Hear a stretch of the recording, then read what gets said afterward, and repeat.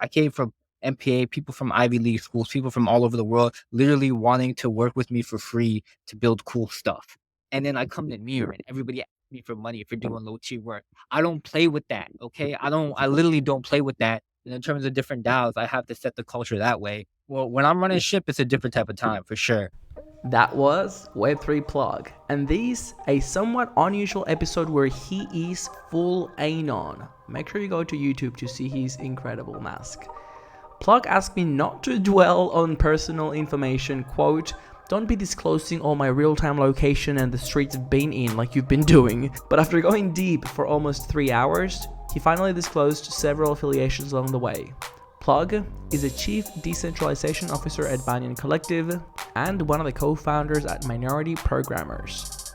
Plug is authentic, hilarious, and full savage. He is one of the most active technical contributors on the Near ecosystem right now, which makes his podcast a wild exploration of a wide range of topics, including experimentation and product development, or as Plug refers to it, PsyOps and jokes that turn serious, NDC and the fight for the right culture in Near, thoughts on developing and growing local developer communities, the history and evolution of DevHub, public goods, quadratic funding, and more. Without further ado, I'll let you enjoy this wide-ranging conversation with Sir Plug. Enjoy! Hello friends, welcome back to another episode of the Wild User Interviews podcast with me, AVB. Today is a very special episode because I've got with me Plug. I'll let them introduce themselves because we are pseudonymous tonight. Hi, everybody. I'm Plug. I'm affiliated with a lot of things on Near. I'm also known as the Web3 Plug. It's my formal elongated first name concatenated with my surname. Yeah, and I'm really excited to be on here. I've been a big fan of Wild User Interviews for a long time. Actually coming into the Near ecosystem, this is how I did a lot of my crash courses for learning new information. So I'm really appreciative of all the work you've been doing, AB. And yeah, it's been a long time coming. So really excited to be on. Thank you, fine sir. I am also very excited to have you because you're definitely one of those people that entered my radar a long time ago as someone I happened to come across at an event. And you've been consistently impressing me and exceeding expectations. Day after day, you keep showing up, humble, building, trying to educate and support others. And you really are doing the work of, I feel, a lot of people, and especially a lot of, how do we call them, entities that are meant to be growing this developer ecosystem. I know that it can be hard sometimes to get developers on board because they tend to be too busy building, but I'm very excited to have you because there's just so much that I would like to unpack. Where should we start? Maybe like building communities, or is there anything off the top of your mind? Yeah, I mean, there's a lot in terms of the developer ecosystem. You want to talk about Near? Do you want to talk about Web3 in general? Do you want to talk about just developer communities overall? Or my started to there? Just to give some background on my introduction in terms of founding developer communities and the idea of building a decentralized developer community actually came from more of a Web2 background, founding Minority Programmers Association. You might see that a lot in like the Near ecosystem. I'm currently the president of that, been doing that for a while. And that's actually how I got involved in the Near ecosystem. And wow, you're out here switching up whole disguises. You don't KYC the mid sentence. I just had to change gear. That thing I had over my face, I couldn't breathe. I think my brain was suffocating. I couldn't get the words out properly. So hopefully it will be better from now on. Okay. Yeah, no, it's hard identifying as nothing and being an anon. But yeah, it really came from Minority Programmers Association, starting that. Originally, I looked at tech and not only just Web3, but software engineering in general as a way to a path towards upward mobility for especially marginalized communities in developing regions. And Minority Programmers was a way for us to build that community first locally, but then globally in order to upskill people around the world and then essentially provide them with opportunities to get more higher paid jobs. It started from there. It started more altruistic than to make revenue as a way to like really just help educate people and pay it forward. And then being a degenerate, like I've been in crypto for a little bit, and I look at crypto as a way and Web3 as a way to essentially pay people around the world. And we started using this as our currency system and then transition to naturally from like a software engineering perspective, especially Bull Run and Bull Run as a way to build a lot of this decentralized tech and then empower people in communities that would normally not have access to jobs, especially where I'm from and like the federal government or the big banks or people who need to be like US employees, just give them opportunities to like this global workforce and this gig economy that Web3 is developing. So it came from like us being like a Web2 kind of organization to just the degenerates coming out of us and really converting everyone into Web3. And it was, to be honest, it was a very natural process. Like there was no shilling. There was no like, hey, I need you to, this is what blockchain is. It was more like, make your email, make a MetaMask.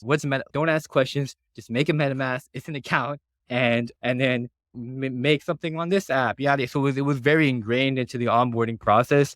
And it was fairly easy for us to really onboard kind of developer communities into the Web3 stack. And yeah, that's just a little bit kind of background in terms of like kind of minority programming with the community and like how we transition to Web3. Thanks so much for sharing. I know that there's been instances in the past of people taking screenshots of your messages. And I think it just goes to show the authenticity of someone who is genuine. You've got personality. You're not afraid of expressing yourself and be very straight to the point. And I personally find that inspiring. I was speaking with someone recently on Near, a founder, and he was saying that when he looks at Web3 ecosystems, it could be developer ecosystems in general, they want to be surrounded by people that are smarter than them. They want to be in a room where they can have high level conversations, learn, collaborate. And he was saying that is lacking a little bit on Near right now, or it may be. I'm not going to make a value judgment on that. But I feel like what you've been doing with minority programmers is certainly a fantastic example on how to start a grassroots movement. Which year was Minority Programmers started? 2019. And you started with a Web 2 stack. What sort of languages were you covering? Like Learn Stack, mostly like React.js, MongoDB, Express, Node. That was like commonly used in web applications. And especially we found a gap coming from computer science programs where they teach things like C and Java. There's actually a pretty big disconnect on what they teach in terms of application development and then what they teach in the computer science program. Initially, we actually started a lot in universities as a way to teach each other and supplement that knowledge gap. And then honestly, what happened was I bring one of my blockchain homies on here, also one of the co-founders of Minority Programmers. I'm polar opposites from my co-founders, and you won't see them a lot too much, but they do a lot of blockchain work for the federal government. And so he came on and he gave a little intro. Yeah, I got to get my homies out the Fed, but yeah, they're doing some amazing work there. But yeah, like he came on, he basically like red pilled us into blockchain, which we're already using. We're already hip to it for a bunch of different various reasons. I don't want to get into how we got into crypto, but yeah, like in terms of the engineering aspect of it, he really red pilled us into that. This is a real industry, and then went in the deep end.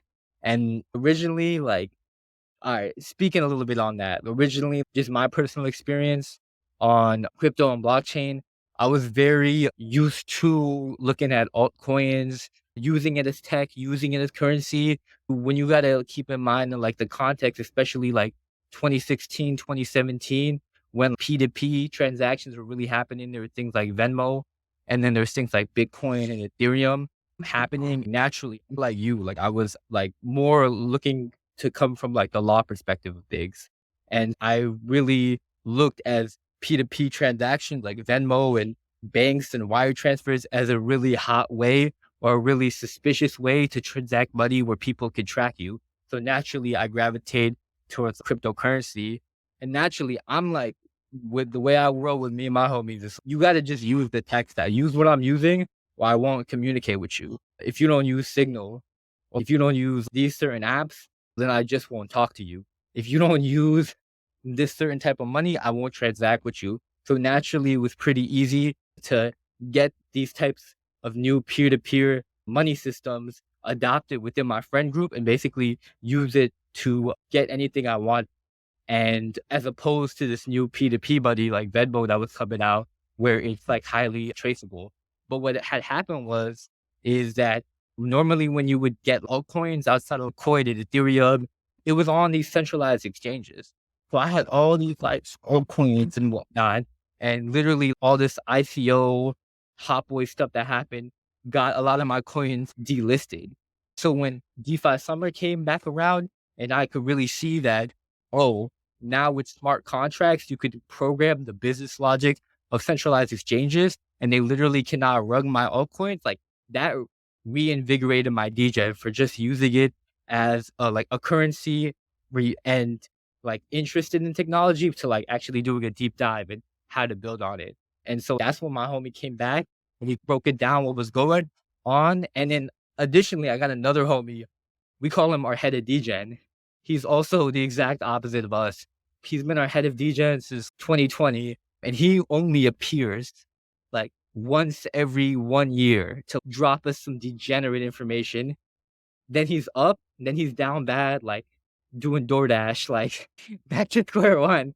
And we don't see him for a long time. And he really put us on the yo, you got to get on Uniswap. It was like the combination of all right, we have the more kind of government side of things putting us on in the industry, and the like super degenerate side putting us on to look really what's going on in DeFi. To okay, this is more than just money. This is literally a sector of the software engineering industry, and I'm studying software engineering. So it's like a perfect mesh of everything that I like. And it's like, all right, it's time to go full on in, deeply invest, not in money, but in this as a sector in the field. So went down the rabbit hole from there. That's awesome. I'm really curious. For people that are just listening, you are full anon. It is pitch black where you are, but also there's mask, etc. And you've started showing that I would call it an aggressive pursuit of privacy, almost like pushing or forcing your friends groups to adopt these technologies, or you cut them off. I'm wondering whether you could expand on where does that distrust come from, or what are the seeds in society that have pushed you to be such a strong advocate, an early adopter of these technologies?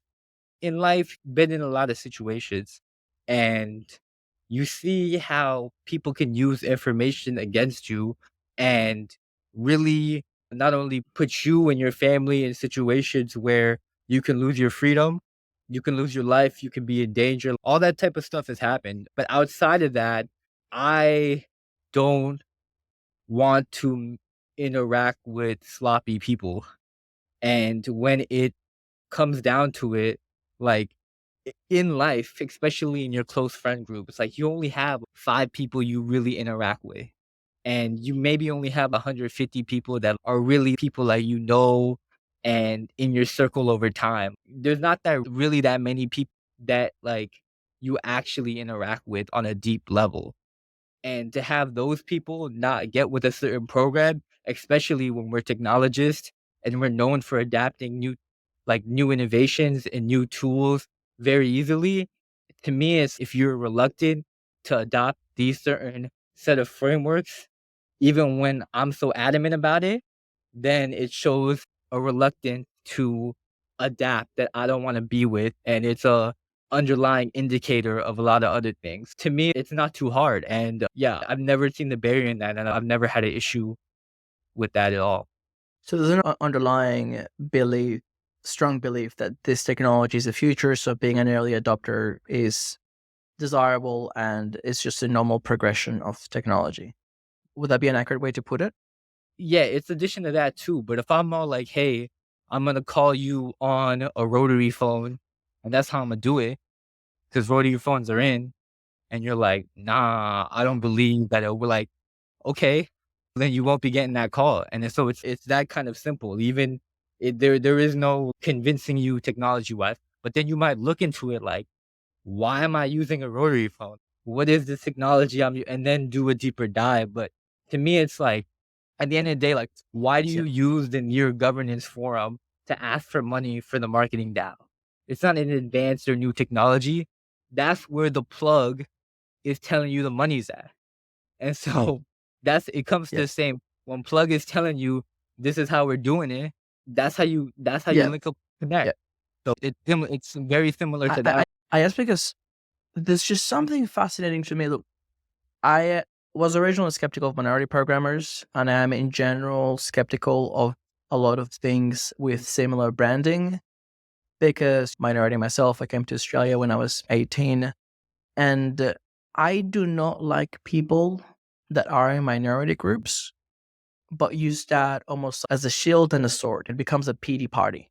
I like people that use that as a fuel to overcome difficulties and really prove to everyone that being part of a minority has challenges, but doesn't make you any less than. You can be equal or better than. So I really like that minority programmers has been going hard on the technology. It's not just the education side of it, which some people may claim to do, or perhaps more people can do, but you guys are consistently shipping. So I'm just fascinated by how that culture of learning and becoming the best version of yourself comes to be, especially when you may face some friction from people that may not be as willing to learn new skills and be humble and do things that are hard. And yeah, at the same time, you're like pushing people to do something. I don't know. Does that make sense? Yeah, I mean, in terms of you see a lot of these diversity, or I'm honestly not the most like politically correct. You might be able to tell that. And to be honest, originally, all right, so I'm a schemer. I like to Neither am I, scheme. by the way. Yeah, like we're in I'm that's why I'm masked up because I might say something wild out here on these interviews. You don't know. I don't got no notes. But just to go off like minority programmers, and there's the whole kind of concept of like diversity organizations and caring about your identity. But how I look at it is, if you want to know how originally minority programmers started, it's actually hilarious. Everything I do starts as a joke. I'm gonna be 100% honest. Like, I'm not even gonna whitewash it or anything like that. We were scheming in the computer lab, and we're like, I feel like white people, they're gonna get questioned pretty hard pretty soon. And what's the best way we can get money from them? And then we came up with all these names and yada, Rainbow Alliance, all this. Yeah. And then we ended up coming up with minority programmers, shipped the website, all that. But then, oh my God, it turned so serious. The thing about once you put up like a flag of like minorities and diversity and then also technology, people will come to you to learn from everywhere and anywhere. And you can't just be like, nah, we were just capping. You actually have to teach them. You actually have to build community. And it transitioned to just like us being degenerates, wanting to put up a diversity flag to actually like, oh, people from all around the world want to learn. This is a perfect banner for facilitating this. And let's actually put in the work. And that's how it started. And then when you look at technology, like people want to learn that. Like that is the hottest skill from everywhere and anywhere. And to especially learn it for free and not have any barriers to this for people who genuinely want to help, I don't think it's difficult to convince them. To us, it's more of like, how exactly do we deliver this information? What we found best is a project-based approach to learning, given the hottest like skills and the stacks in the industry. And that's normally how we do it. We bring people in the fold, we put them on teams, we put them on projects, and we learn by doing. And that's been the most effective way, whether it's for blockchain, whether it's for traditional React apps, whether it's for UI UX, whether it's for biz dev. And yeah, that necessarily hasn't been a challenge, but yeah, that's the joke behind it. And all my co-founders are like, wow, there it goes again. One of your PsyOps turns serious. Massive respect. See, this is why what I respect the most is two things. First, the ability to identify the world around you as it is. It may be much more extreme in the US or in that Western context, but you have to be honest. It is true that if you put certain labels or certain flags and things, they become appealing or attractive at a surface level. Acknowledging that makes you smart. And you're trying to position yourself makes you smart. It is what you do next that truly shows your character. You guys could have just taken the money, but you said, hey, if we're actually getting a platform and we're getting interest, let's execute on it. And that's where I'm like, okay, you've proved me wrong. This isn't just grifting. This is a hilarious accident that can yield good results. It's a form of like market validation. I don't know if you ever think of these jokes as like minimum viable products or hypothesis.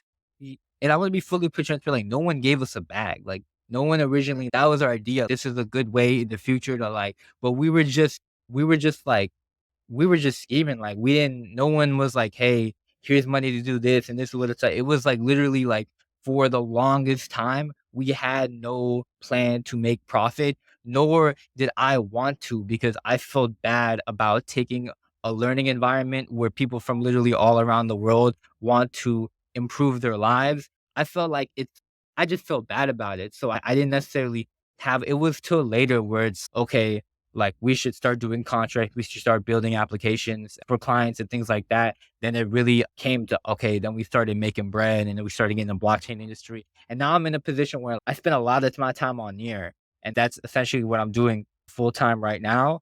And it's honestly hard to do a lot of the more charitable work that we're doing. And then also we out other organizations to supplement a lot of these education programs.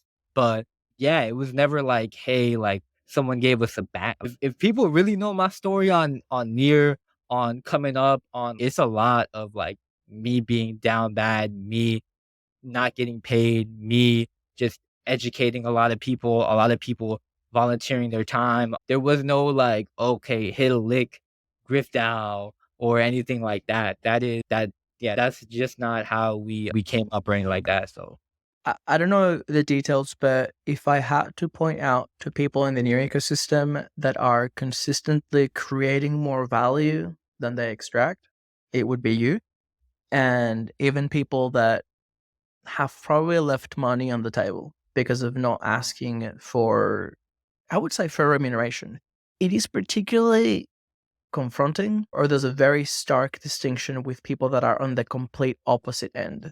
They extract a lot of money, they become very good at navigating the system, and you really do have to think hard to pin down what it is that they do. I think, to be honest, the near ecosystem is not blind and it's not stupid. There's been a lot of conversation surfacing recently, and the consensus publicly now seems to be we need more builders, we need more developers, we need to reclaim that builder identity and just focus on products. At the end of the day, if we're going to grow as an ecosystem, we need products that people use. Are there any lessons that you've learned over time from developer communities in general that you think could be relevant for more people in your ecosystem? And then maybe we can start going more granular around lessons for building local communities of authentic, engaged developers, pathways for improvement, etc. yeah. So just for full transparency, I also am very core to the Banyan collective team, which is commonly known as not near US for legal purposes. Shout out to Gary Gensler. And one of our main mandates are building developer communities and working with founders and developers. And my title originally started as a chief of staff there, and it switched to supporting DevHub. And now my title is head of decentralization. So I work with DAOs, founders, and devs on that part. I don't really necessarily disclose that, but when you're getting the drop now. Yeah, I work with a lot of developer communities as part of initiatives at Banyan Collective, things like Near Hacks. Near Hacks actually started as a grant for minority programmers to start a Hacker House hackathon series and spinned out into Banyan Collective, things like Near Builders and running different builder groups like Wallet, NFTs, and DAOs, supporting projects, putting out Near enhancement proposals, things of that nature. And when it comes to the push, we actually had a Near brand. I don't. You should have been on it, to be honest. We had a Near brand H2 meeting recently with kind of different stakeholders in the ecosystem. And one of the most surprising but well needed reassessment of OKRs were the pushing back of Web 2.5 and bringing these businesses on boards to we need to bring developers on board. And that redefine of OKR is pretty pivotal to me. I think we need to bring more developers on board. I think we need to have marketing initiatives push the things that developers are building and that make near competitive. I think there's been a lot of missed opportunities when it comes to AI, when it comes to account abstraction, when it comes to onboarding in general, that we could have really been competitive, that other blockchains and L2s and whatnot are now utilizing and are having more voice of share. So there is the marketing side of things, but there's also building this kind of builder economy.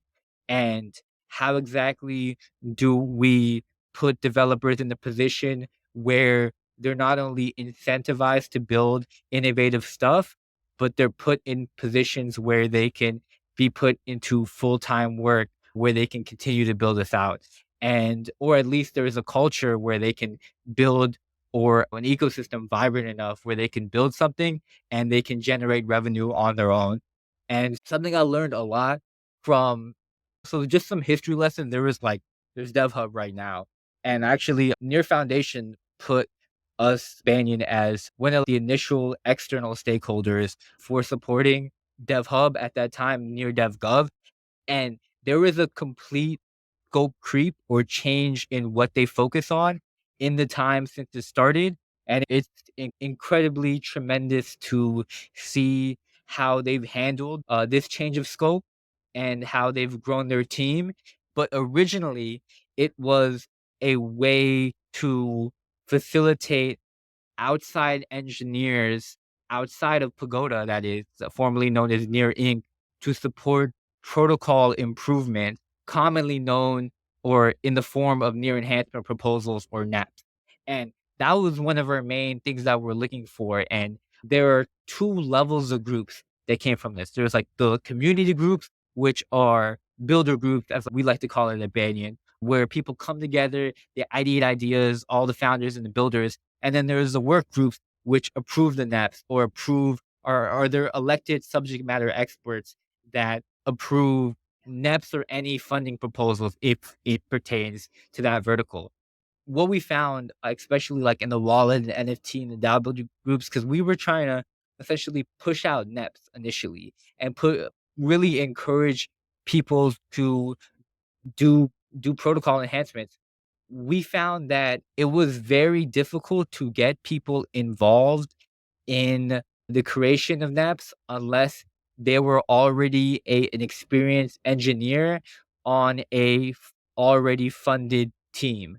And there was, to be honest, in their ecosystem, not that many people who had full-time engineers. And outside of that, we needed a lot of these NEPs to be tested in the wild. And what I just found from that is that a lot of the innovation in the ecosystem is dependent on having engineers in capitalized teams, or at least who have a business on Near that uses these implementations in the wild.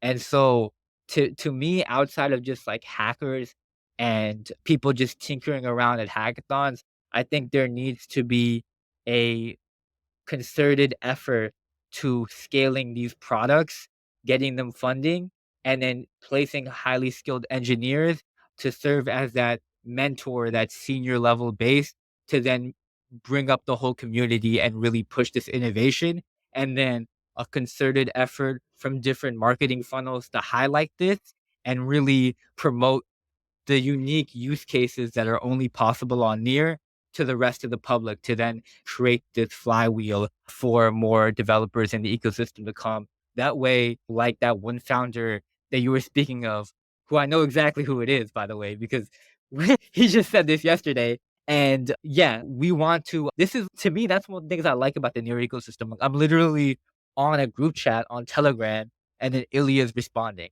and Mob.near is responding. This is a culture where all the senior level engineers do want to support you. They're excited of what you build and what you come on, and like they're excited to help and upskill, and you can't get that in any other ecosystem. Like I can't go to South Solana and get Anatoly to respond at Telegram every day, or get Vitalis to do the same. So the people are there. There needs to be more people coming from a bunch of different stakeholders.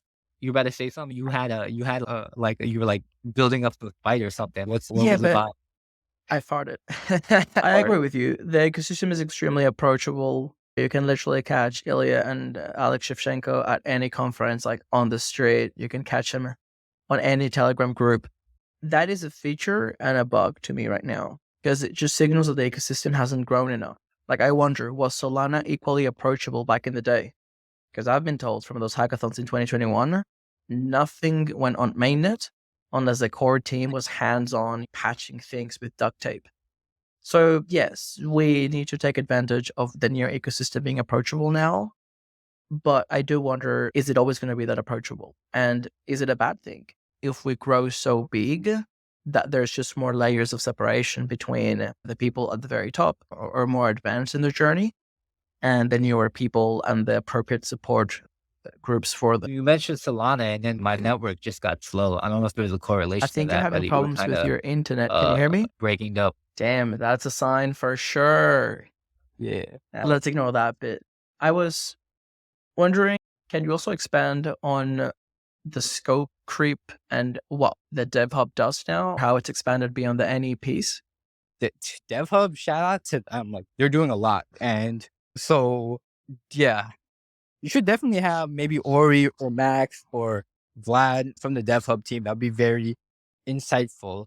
But yeah, the scope creep has been. I saw Maria from Dev Hub present on main base open day, and I was going to message her, but she was out of office. I don't know if she would also be a good person to have from Dev Hub, but yeah, to any of the people that you've mentioned, they're more than welcome on the podcast anytime. Yeah, but who can speak on the actual evolution is essentially DevGov, near developer governance, also formerly known as near developer DAO, but there's already a developer DAO, so we can't be calling it that. But it started as a special operations team spinning out of Pagoda. Max, he was VP of engineering at Pagoda and first employee at Near. And it was dedicated toward essentially, like I was mentioning earlier, getting external engineers to contribute to the protocol. However, in this time, there has been a lot of scope creep from what Pagoda handles to what now known as DevHub handles. And so some things that fall under the purview of DevHub now includes, like you were mentioning, Maria. She is the hackathon's lead. So you'll see if you go to neardevhub.org, a lot of people around the world requesting hackathon funding through DevHub. They also, what has happened with Pagoda is their developer relations team is no more, and they have been either let go or shifted into maybe developer experience roles or product roles within Pagoda, focusing on things like Boss, while DevHub has taken over those DevRel responsibilities. And also under this purview is educational materials like the docs, and yeah, educational resources also falls under the view of DevHub. And then also to that, but just a slippery slope, is funding projects that are open source. And this you can see through projects like the ZK Electron Bridge being funded through DevHub. The thing I like about DevHub is everything from any contributor of how much they get paid for what and their deliverables to the people actually building DevHub, the platform where this activity like shows, is all transparent and posted directly on DevHub. They essentially are responsible for decentralizing Near's developer community and being the touch points for devs coming in the Near ecosystem, which is very different than NEPs. And so they've grown their team a lot. They have DevRel people. Boris from Aurora is now doing DevRel for DevHub. They have a lot of people. coming on board. They have a lot of contributors building the DevHub platform. You can see every issue request if you go to near/DevHub widgets on GitHub. It's very transparent and easy to keep track of. But yeah, like that's like you can see it for yourself and you can get involved in yourself by making a post on DevHub and actually making a proposal to fill in a lot of these roles. They are looking for additional help because it is a big feat. I am in the market. Just to clarify, so from your personal experience and both philosophical and what you've seen happening in reality, do you think that expansion in scope has been a net positive or a net negative? So I'm very cognizant that this started as 3 people and we were having a hard time getting people to push NEPs. And now it's more work and it is a bigger team. And we have to be understanding that when it's more work and it's a bigger team, there is an adjustment period. I think they have superstars in the ecosystem like Vlad, like Max, like Ori that put in a lot of work of many people. And am, I think that the way the transition happened was definitely a surprise to a lot of us, but we're in the crypto streets and we get a lot of surprises and there's a lot of scope creep and we adjust to that. And so I wouldn't count them out. I have a lot of faith in them. I keep track of a lot of what they're doing. I support developer community still. We work with them. So I just a lot of people like to put people who are given a lot of roles in the ecosystem to a lot of scrutiny. And I do that to them internally, and I have. And but when it comes to forward facing, I am like, and just in general, I'm very amazed at all that they're handling. And I encourage people to support the initiative because it's all transparent. And to me, this is one of the most pivotal things in the ecosystem is building that developer community. And it's a tough issue to tackle. I don't look at it as like a net positive or net. I'm looking at it as like, how exactly do we tackle this issue and how can we support? But I think it is a better, more transparent process that I can now keep track of, which just working in the past with DevRel on the Pagoda side is it wasn't as transparent or as easy to keep up with. And at the same time, I didn't mention that this came with a scope. There's like 40 open source repos that Pagoda used to maintain that now DevHub has to maintain. And so Vlad's doing an excellent job at recruiting Rust engineers to actually do maintain a lot of the infrastructure there too. Like that in itself is huge. When I heard that, I was like, what? From where are we recruiting from? That's why I want you to have Vlad from, not the near ecosystem. Vlad, Human Guild Vlad, or No, Vlad's rolled on near. he's amazing. I met him in he's Portugal. I was just gonna message him because there's a couple of Rust meetups here in Australia and New Zealand. And I was thinking of getting him or him referring someone to basically do like a virtual presentation to this Rust audience. It's up to them what the topic may be, but I thought that could be like a nice way to reach these technical groups. What you're saying is very encouraging. And I don't know if you were around at the time or if you remember, but when I started getting more and more attention, I would just go to the governance forum and dump ideas. I saw DeFi summer. I saw the cost of doing transactions on Ethereum. I saw how fast Binance was growing. I went to the developer governance forum and I proposed the Dragon Bridge. The Dragon Bridge was going to be a direct bridge between Binance and Near. And it got interesting engagement from and other developers. So I think that I'm going to start doing the same with the developer hub. I've got many ideas. I just mentioned one around having core protocol engineers presenting to these Rust audiences. And as you say, I'd like to see more of these discussions happening openly, where more people have the opportunity to catch up and to participate, and for it to be clear to everyone what value people are creating. I think reputation is super big. This kind of ties loosely slight segue to what you mentioned before around me not getting invited to the brand meeting at Near Foundation. Look, I'm slightly coming to terms with the fact that there is a I don't separation. think you did. Bro, hold on. I don't want to take it like that because I didn't even know what that meeting was. Like, I'm not a marketer, so I don't want to take No, it no, like that. Or I didn't get invited to. You can get invited. That was like the first time that happened. I didn't really. Yeah, don't. Okay, look, just because you I weren't asked. invited, you No, I'm asked. totally speculating here. I'm most likely wrong, but there's always a separation between the media and the state. And it's really interesting that as the podcast becomes more popular, as the range of guests expands, as there's just more information being shared and more people getting exposed. Nah, kidding. Some people like to keep things behind closed doors, which is hilarious because literally everything reaches me anyway. Like I knew about the dev KPIs and about the RC DAO getting killed and everything I know before it happens.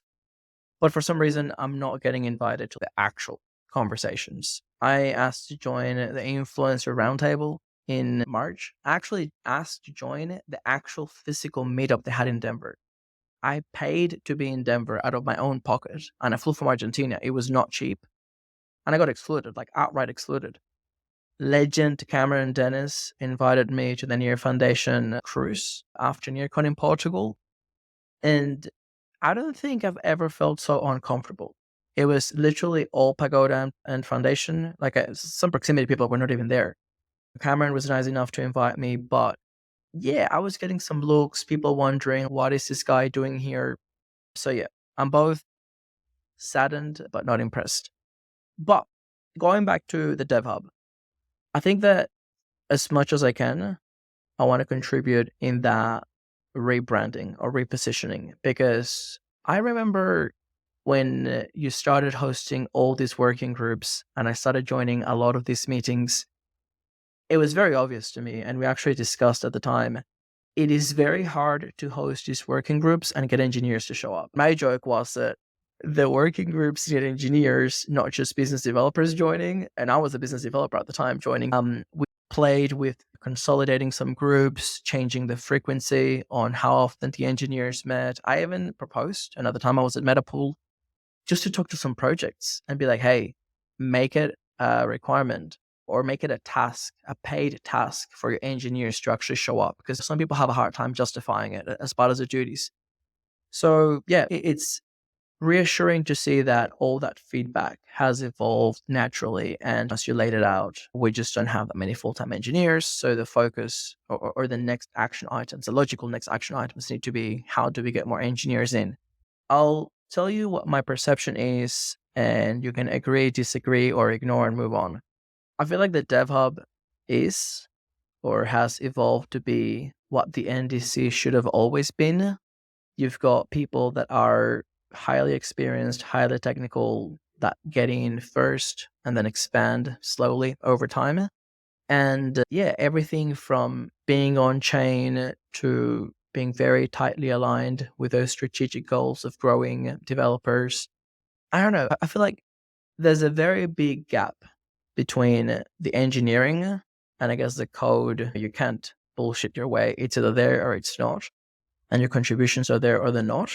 And the social side of things. Because some people are so fucking good at bullshitting. And I'm aware that I've been talking for several minutes nonstop.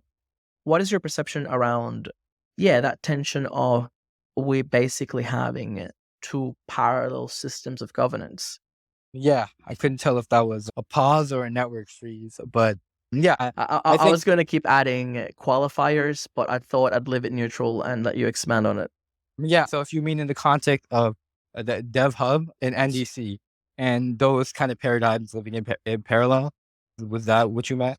The Dev Hub is, in theory, a grassroots DAO in parallel with marketing DAO and creative DAO. But the Dev Hub never came under the umbrella of the NDC. It gets funding from Pagoda. It's got a shit ton of money, and I don't know you if it don't gets. see. I think it's enough. I don't know exactly where the money comes from, but they're not treated as children like marketing DAO and creative DAO do. Like these people are on safety mode with little children wheels. They need to beg for $50,000 a month to give out grants. There's literally no KPIs. Like, DevHub is doing something more meaningful, more tangible. And I feel like the rest is just shit fuckery and experiments that are probably not going to last very long. Have we over time No. evolved into having two systems of governance, whatever the DevHub is doing on chain with top contributors, etc., and whatever the NDC is doing? Yeah, like you outlined originally in the model of NDC, DevHub was supposed to get its funding from NDC.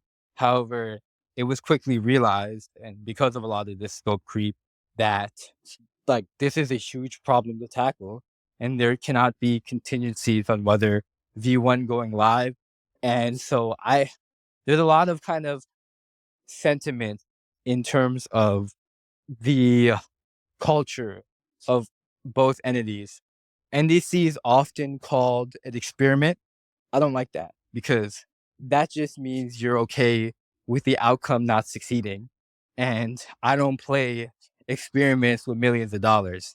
However, like that, it's not an experiment. And I'm just to be fully transparent, like I've outlined my support for DevHub in the past. I'm working with Marketing DAO and Creatives DAO on a few initiatives, and I am currently the main point person for bounties for the NDC technical work group. So I work with all the DAOs in near that's decentralization vibes. You gotta understand when like looking at these different entities, I look at DAOs as just I would look at evaluating a startup for whether I'd invest in it. And a lot of this contingent on the team and how proven they are to run something in that particular vertical. Max is a proven person in their ecosystem. Vlad's a proven person, or he's a proven person. At this time, when you look in retrospective to Blaze is also a proven person. He's done wonderful work with the Open Shards Alliance as a founder on Near and had to really fight and advocate for the NDC to happen. Originally, the check size for what was announced in NearCon was way bigger than what is today. There was a time where the NDC was not even going to come live.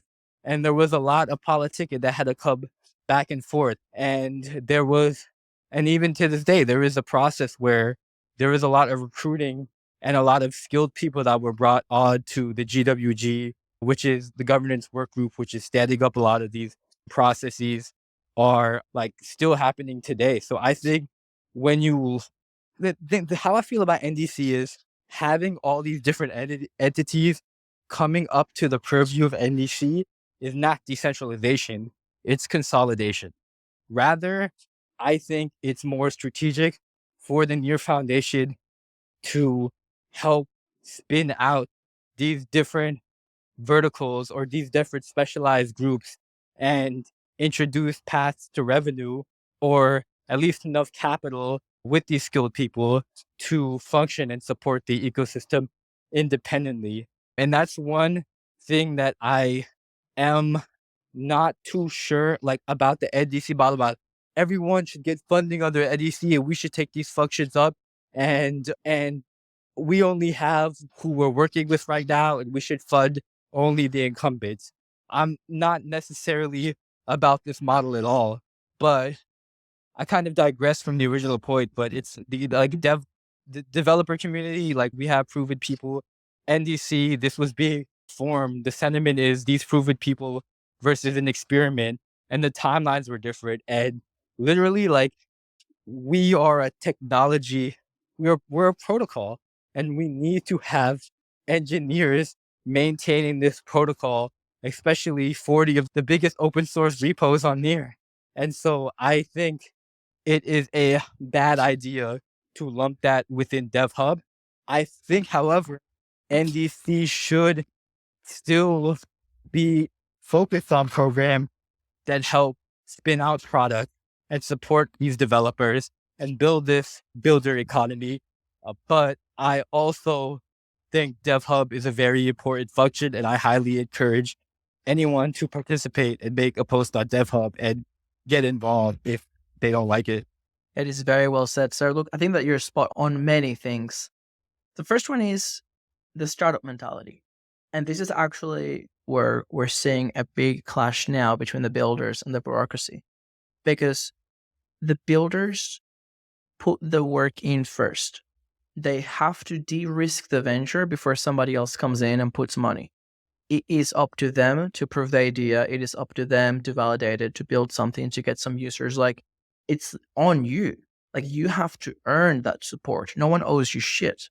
Like, it's ruthless. And that's why engineers and builders tend to be so humble, because it's such a savage ride that you support each other. The chances of anyone succeeding are low, but any success is huge for the protocol and the ecosystem. On the bureaucracy, I agree with you. Like, where did this UBI bullshit came from? Where did this sense of entitlement came from? Why did we hand over money with seemingly no strings attached? On the consolidation side, we've got many entities that have been underperforming or may not even have a reason for existing, entangled with each other in a way where, marketing DAO and creatives DAO have been immune to anything and everything this year because they became a KPI for the NDC. That is unacceptable. And why aren't there any other DAOs coming alive? Because there's no process to get these DAOs live. So now we're holding back a build DAO, a refi DAO, a gaming DAO. All these people are now being held hostage on the NDC succeeding. I mean, in terms of, I'm involved in the two DAOs you just mentioned in that list as well, and bringing those, very involved in build down a lot of the builder programs that we're piloting, or we're doing this under the banner. And in the Banyan, we're just heavily supporting this. And we have some exciting programs pretty soon that we're piloting as well. And then for the refi DAO, there isn't necessarily a block. We do have meetings with lawyers pretty soon, and we are actually building a product around public goods funding that we're also going to announce pretty soon, because we believe products are a good way to facilitate users as opposed to subsidizing users already in the ecosystem to use certain products. So that's a lot of the approach that we're taking. And we've been very cognizant of, when building a product, especially a public goods funding platform, we have to be very careful about how we have a legal entity. But been doing a lot around the world, doing a lot of events in the refi space to promote and attract already people in the ecosystem there. So I wouldn't say that we're necessarily being blocked. We've also been very calculated with what we consider a contributor to be, what we value as contributions, and how to develop a decentralized framework for what counts, as opposed to NDC subsidizing contributions for people who are bounty hunters. So we've been having to deal with that issue and find genuine people who are experienced in that regards in order to be. Can you expand on the criteria that you have now, and maybe perhaps how that criteria has evolved over time through different experiences? At the time, there was stuff going on where there was retroactive bounties for the NDC, and people would do stuff for us that we thought they just refi, and it was really just them trying to get a bounty. And we're like, we didn't sign a contract. Like, what? I didn't even know. And so we had a lot of those initial issues. And so essentially we have a system that we're still working out, where we define certain actions across certain sectors and we give a relative weight there. And we just have clear kind of agreements, whether something is a contract work or something is a contribution that will catalog, which we don't necessarily outline right now compensation for it, but it's more of a matrix that we are actively doing. And we have weekly onboarding and weekly update calls happen every Friday there as well. So I don't want to break it down line by line, because that's People can join the meetings. We'll have the links on the description. Sir, I'm going to take a really quick toilet break. When I come back, I would love if we could dive deeper into public goods and refi as a category. Because those are, as I said, I'm constantly amazed by all the products that you're shipping. And these are things that I would like to learn more myself. And I think that everyone listening would also find super interesting. And ideally, we can get some more contributors. How does that sound? Yeah, that would be awesome. Yeah, I didn't even expect to Okay. be doing that, but awesome. Lit. You did put it down in a list of things you want to talk about. I'll go to the toilet and I'll be back in a minute. The recording doesn't stop while it goes to the toilet. So I'm gonna do an advertisement. Do you like Near? Have you thought about being a blockchain developer? You want to learn Rust? Don't know Rust? JavaScript? Have you ever thought, hey, I want to build a component, but I don't want to build a whole app? Have you ever thought, hey, I want to build a component, but I really want to jack someone else's work and then hack a little bit? Then Boss is a place for you. Go to near.org and fork a component today. I want to fork you. I want to fork you so good. Gotta hit him with a backup battery because we down bad down out here. I just did a quick advertisement. Just chill. Bro, I was literally pissing myself laughing because I'm wearing the wireless. I heard everything. Wireless. You gotta expose your technology. I don't got no technology. I'm like, I don't got no earphones under this mask. This ain't even a real mask. It's a t-shirt. Like I'm low budget. Like I'm on my phone right now. I'm about to pull up a backup battery. Bro, now we gotta get you a grant, bro. Nah, I'm good. Once you get a grant in this ecosystem, all the NPCs start emerging and they start like, what you doing? I'm chill. I'd rather be broke with a mask on, nobody asking me questions than getting the grant and have people diligencing me like crazy.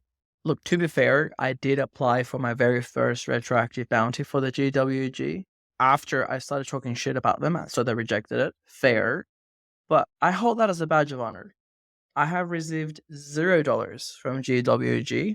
And yeah, I agree with you. I think that reputation matters more to me than probably the tens of thousands I would have been able to pilfer if I was acting the same as other people. But first principles, I like to play the long game. And yeah, I respect you a lot for having that ability to forego short-term gain, but to have the peace and quiet just to dedicate to the work that you want to do and let the value speak for itself when the time comes. Yeah. Oh, I also get paid off Banyan. That's straight up my job. It took a while to actually form it. So I'm a full-time Near member. So just full transparency there. Okay, fair enough. If you've got that consistency, dude, I am literally the epitome of the gig economy. Like for August, I don't have any income. I'm still creating the content that I got a grant for July because I didn't get all the content done in July because I spent too much time doing NDC bullshit. And I'm not part of a DAO where people get paid every month, even if they are on holiday and they don't show up for a single meeting. I don't have any money coming in August, and I'm still paying out of my own pocket to go to CoinFest in Bali and to go to Vietnam for Near APAC.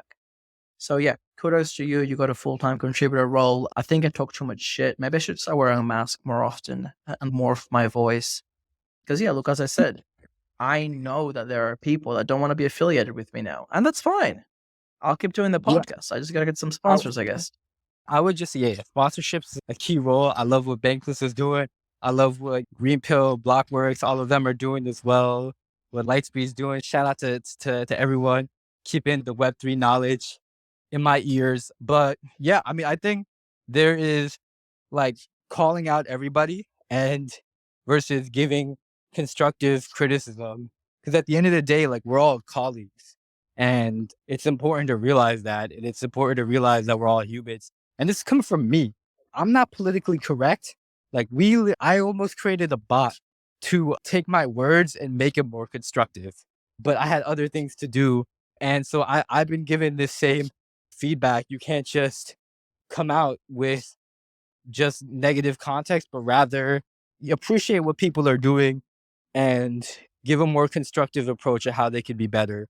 And I think that would go a long way. And that's something I'm personally trying to improve with the way I give feedback. Because a lot of your points are valid and a lot of people in the ecosystem share those sentiments, but you don't do a lot of convincing when people look at it as you're coming for their livelihood.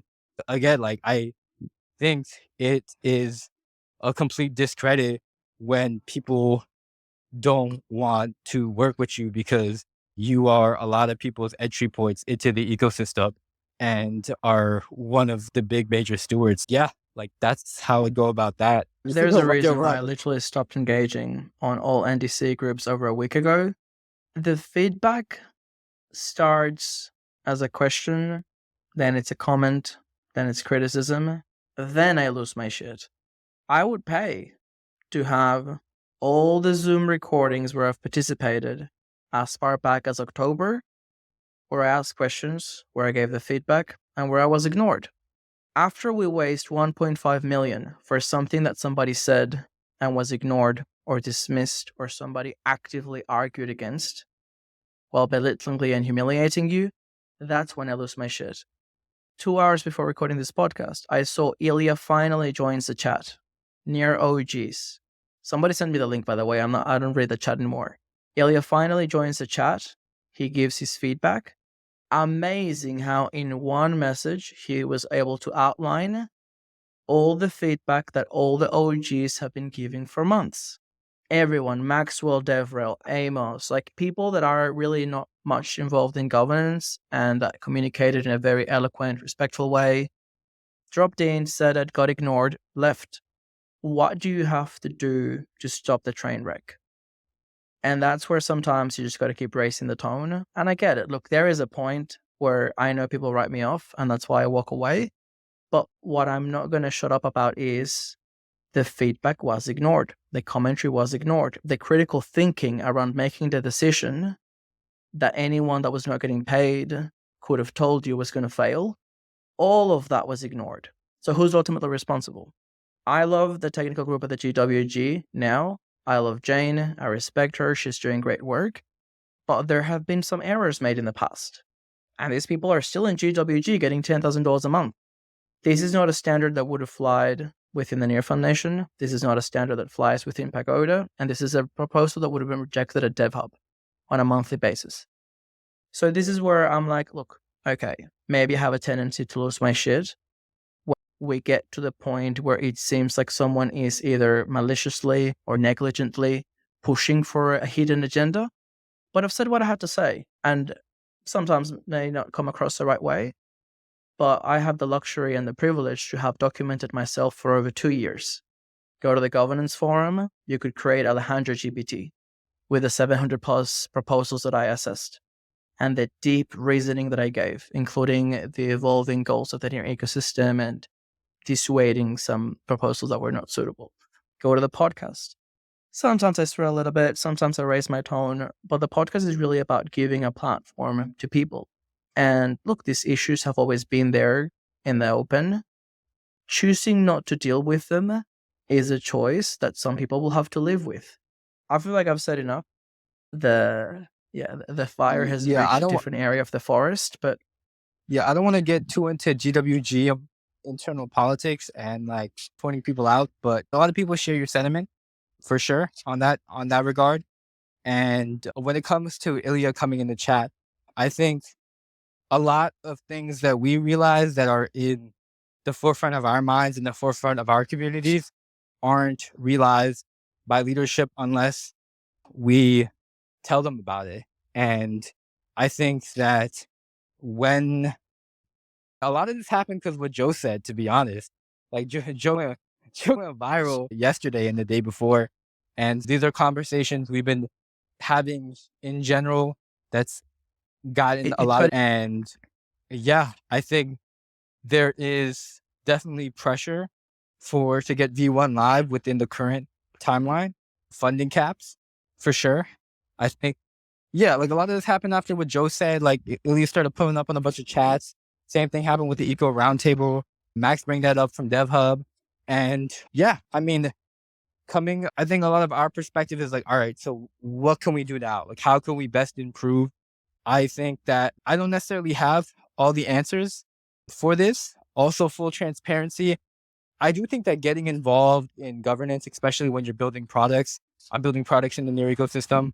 I'm a founder. I also work in the ecosystem at Banyan, like supporting the developers and founders and DAOs. And it is a lot of mental bandwidth that is taken up and actual hours in your day to get involved in governance. And A players tend to want to work with A players. I say this all the time. And B players attract C players. And I've said this in the chat as well. And so I think I think that I there said the is. same thing, and I was accused of calling people BNC players. I was accused of being offensive. Yeah, they Look, accused me of the same thing, but you know what I said? I'm like, nah, that's just something we say. That's just something we say. I be saying, like, yeah, yeah, if you look at all my look, responses, it's I comedy. Like, I, the frustration is, why does it have to come down to Ilya appearing on chats for the same points to be heard? Why does it have to be Joe? To be honest, Joe proves your point. He said exactly the same as what I've been saying for months in different tones. His tone was very calm, was very eloquent, and his work precedes him. He doesn't come across as a commentator, he comes across as a builder, as a developer. Top tier talent we cannot afford to lose. And if we only wait until those people speak and they say exactly what you've been saying, but now people are listening, how does that make the rest feel? I feel like shit. I feel like there's nothing I can say that people will listen, and I'm wasting my time. I may as well just go somewhere else. I'll wait for Joe and Ilya to manifest themselves. 9 months in, $1 million lost, they'll come and fix it. There is no role for me. And if I'm saying that, imagine people that are like a smaller audience or platform than me, actual builders, like the Open Web Academy guys in Mexico, all the people building in Korea and Vietnam and Indonesia. They think this whole governance is a charade. Like, they don't really have a say. No one really gives a fuck about what they think. And hopefully, if they stick around, is because Ilya will come in and save the day. And if not, they'll just leave like everyone else. Like, anyway, I don't want to be a downer, but this yeah, is a good segue though. I don't, I don't Huh? rely on Ilya saving the day. It's important to note that people do take his opinion very highly. It's also important to note that Joe himself, he doesn't express these opinions at all about governance and how the ecosystem is in general. It's also important to note that, dude, he supported so much community, like Jared as well, like the folks at Shardog and Ready Layer One. They literally helped everybody in the ecosystem for free. And shout out to them. Like, they've helped me so much, and I'm really appreciative of that. And I think the ecosystem knows that, yeah, they're builders. They don't normally talk about this stuff, and when they did, it was definitely heard. But being heard is one thing, and people acting on those actions and creating an effective solution is another thing. And I would like to see and want to be a part of drafting those solutions. So here's the point I was trying to make a little bit earlier, where I do think governance is, especially when you're building a product, which a lot of the aforesaid mentioned builders, you said they're building products, they're building communities. Like, it's really a way. I mentioned this in the Eco Roundtable, and Ilya was on this too. And like, we were trying to rally, and I was trying to get you to run for the Transparency Commission too. I was trying to, I have my wish list. I was trying to get people to run, and I still am. And and I do understand it is Yeah, a but lot of. Ilya in his message mentioned what I've been saying for months. I will run if the conditions are right. Ilya said it. He's spoken with a lot of people that he deems would be suitable for the role. They're not running for a reason. It's not apathy. It's not laziness. It's not a busy agenda. Is it the current setup? It's just not something that they want to be involved with. Happy that Ilya is aware. I'll run for the Transparency Commission. I was a marketing DAO council member for a long time. I know how grueling the work can be. I definitely identify, sympathize, and I acknowledge all the work that you're doing now, and congratulate you for stepping up into governance as well. But yeah, there has to be some changes there for more people to be willing to engage. We should finish up this past point about what you're talking about, Ilya, in terms of people running and in the A players affecting players. And so I do think that when you're working on a product, and this was the thing that we mentioned in the Eco Roundtable, like some people think that people scanning their face isn't enough requirement. We need to have more alignment with the overall token. It's hard to build a product and gain product market fit and spend 5 to 20 hours looking at proposals and doing administrative work when you're here to actually drive users on board. These are all fair points. And as a founder and someone building product, I resonate with this. As someone who spends time, like full time, supporting the ecosystem and having to deal with a bunch of every single pain point you have, I have to deal with that. And I've tried to address it in a certain way. if I get involved in the NDC, that's less time than I spend dealing with these issues already in my day to day. And I also think you fit in the persona where you spend more time than it takes to be a practitioner of the Transparency Commission, like than you do just like calling out BS in the ecosystem. And that's where I think you would be a good fit for this. But I don't think the incentives are necessarily there for OGs. And you mentioned people screenshotting my messages and stuff. If you see, Blaze doesn't screenshot my messages, but if you see like the type of stuff I've been telling Blaze like this whole time is he realizes the situation that we're in. I've been saying him for months. I've been saying in a strategy planning session with Marie, with all the stakeholders from the NF, is look, I'm way more concerned than the actual governance. We have an amazing tech group. We can build a governance system. I'm more concerned on whether we're getting OGs to get their SPTs and whether we can get those OGs to run that are highly qualified to build the biggest governance system that any layer one has done, and whether the underlying DAOs and the constellations are experienced enough to execute and have a path toward decentralization and revenue so they're not dependent on NDC like people were dependent on Near Foundation. We need to have a system and a program to support these DAOs, and we need to have better incentive for getting these tier one OGs to run. And this is something I've been saying for a while. I told Blaze, his response was reasonable given the current sentiment of what we have. Like we know tier twos and tier three OGs are likely to run, and tier one OGs are focused on building product. Like we know this, they told us this, and given kind of there is also inherent biases of the people who are creating the governance system and pushing this really forward are the people that are dependent on the NDC. And pushing the election back will actually have a drought in the ecosystem where a lot of this funding will pull up. To me, I'm a savage. I will let the streets drought and see who emerges. Like, I don't care. To me, it's if you don't have more than 2 months runway where you can't operate and you're dependent on the NDC or the NF, then you shouldn't be around here, to be honest. Like, that's how I look at it. I agree. And It's a bear we need, market. yeah, it's a bear market. It's like 90% of startups traditionally fail. Where in crypto, these are austerity measures. You should be cutting back down now.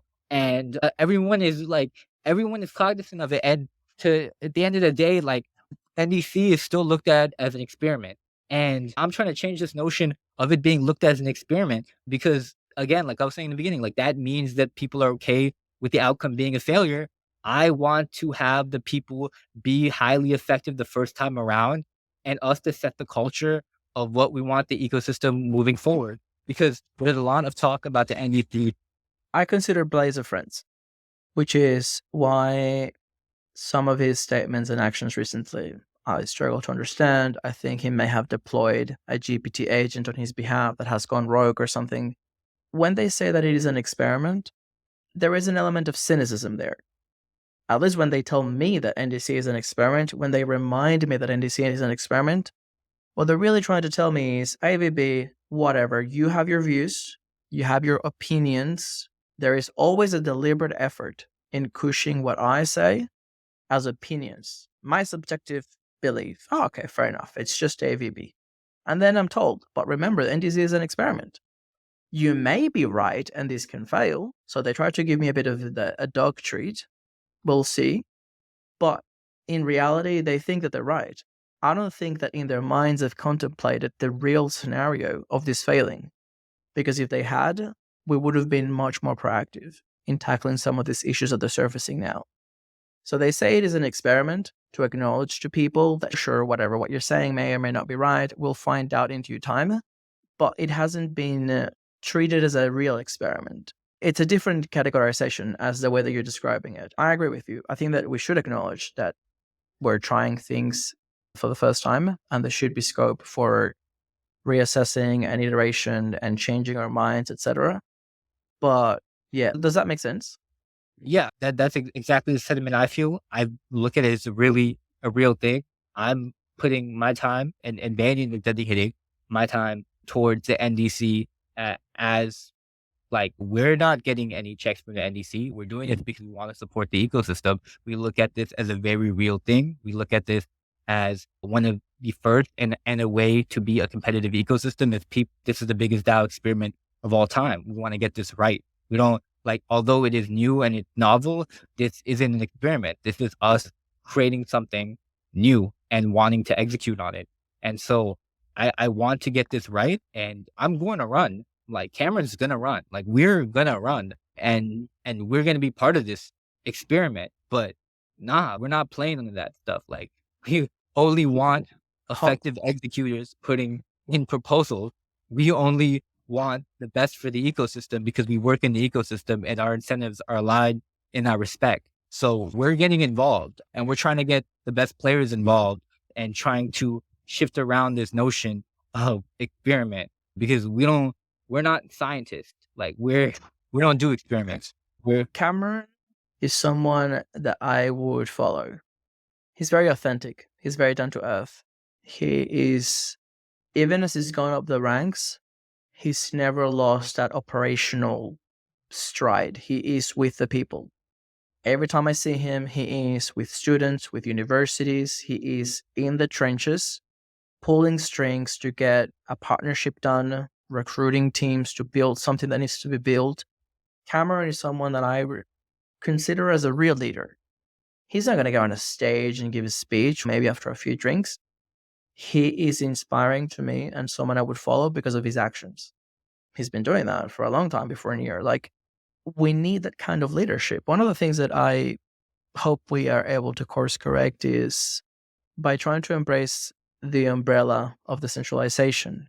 Everyone tried to stay just shy of being a leader, even Illia.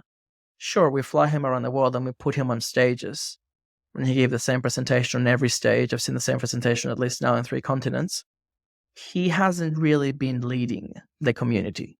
You can reach out to him as a developer if you want to build shit, but I don't know.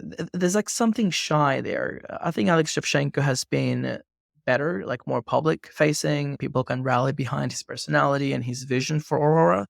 In a slightly ironic way, Aurora is much more of an Apple system. It's close to, you get the final product and then you can run with it. Like, in an ecosystem like Near where it is so open-ended, Ilya is like I don't want to say an anarchist, but every time that somebody asks him a critical question, like, why don't we have this? Why don't we do that? His reply is always the same, like, why don't you do it? There's nothing stopping anyone from taking action and building the product or the protocol or the community that they want. And I think we just need people that we can rally behind, because I can tell you from the community side, people feel abandoned. We don't know if there's anyone in charge. Skitanov cashed out 2 years ago? Maybe. And is there anyone left here that knows what they're doing? Foundation, influencer group, NDC, if there's anyone there still with critical thinking, good intentions. I know from backdoor conversations that there are people that know what they're doing and that the new ecosystem is on a rocket ship waiting for launch. None of this shit is being conveyed to the ecosystem. Why are we spending all this time and all this money with the low level NDC bullshit propaganda? We are the people and shit. That is not the real community sentiment. That's not where we are. Where is the messaging around getting developers? Where is the messaging around having KPIs? Where is the messaging that inspires people that are ambitious and they want to be the best version of themselves, operational excellent? Where is that message to attract them? yeah, I don't see it. I feel like I'm in like a when I come to Web3, the new ecosystem, I really felt like I'm in a whole alternate paradigm. Like, I came from MPA, people from Ivy League schools, people from all over the world, literally wanting to work with me for free to build cool stuff. And then I come to Mirror and everybody asks me for money for doing low tier work. I don't play with that. Okay. I literally don't play with that. And in terms of different DAOs, I have to set the culture that way. Well, when I'm running ship, it's a different type of time for sure. And I don't like the kind of culture that we're beginning to form. And I know Cameron's the same type. If like we're getting involved and like we're not capping with this, we're about to go through the whole election process. We're gonna let a bunch of NPCs vote for us. We're gonna go the whole camp. We only got 2 weeks left. It's pretty short turnaround, but we got to do it. If me and Cameron aren't running, who would for this community type vibes? So that's and it You've took a got my lot. vote. Yeah, Cameron had the same sentiment, and I'm like, dude, we got to do this. Like, literally, if we're not part of this, whole bunch of BS. Like, we've had to now navigate every single stakeholder. It took a while to get Banyan Collective spun out. It took a while to get Cameron out the Near Foundation. It it took so much. We've had to politics so much, but at the end of the day, like, we're invested in the Near ecosystem. We invested our time. We went all over the world and we slang Near to everybody we knew. Not the token. Gary Gensler, I know you're watching, not the token, but the technology, and bringing those developer communities on board and bringing those founders. Like, we put our names and reputation on the line for Near. We don't play that stuff. Like, royalty is loyalty, our name over everything. Like, we want to see Near be the success. We don't do that failure. And so, like that I'm saying, this is no experiment. This is a real deal. I'm very extreme with, like, you might tell with, like, how I approach things. Like, to me, it's if I put my time into it, I put my life into it. And if I put my life by it, like, I'm defending it. And so this Near stuff, like, Near is the crew, Near is the clique, Near is what I'm messing with, Near is what got most of my energy nowadays. And I want to see the success of it. I am very anti for people who aren't effective, and I want to see other people step out here and not just cop out. Because Near has this amazing way to PsyOp, to be like, that person's DRI, that person's a DRI. Oh, he was a DRI. Okay, then no one took responsibility, and my bad. It's like, nah, that doesn't matter. I'm very with Illia in that sentiment. It's like, in the normal startup game, no one's out of your hand holding you. There is no foundation. You're not expected to get a handout. And at the end of the day, like, we don't need leaders. To me, leadership is sus. To me, with a leader is the most sus thing you could do. I think that, like, I'm personally, I like Bitcoin Gets because there is cut no leader. There out. is no leader you can take out or kill. And you hear me now? Yeah, you're back. All right. So in terms of blockchains, I am very skeptical of a leader. And this is the Wild West. This is the streets. We're leveraging Near to build a lot of the technologies that we want to see to enable a better world and to build an open web. And I don't think it's Ilya's responsibility to be a leader. I think it's all of our responsibilities to leverage Near and be leaders ourselves and use the tech to build what we want. So I don't think it's his Yes, responsibility to be a tech. there is a difference. There is a difference between being a leader as a person and leadership as a verb. Leadership is you inspiring people to join your cause. You put a vision of the world out there and people subscribe to it. It's that simple.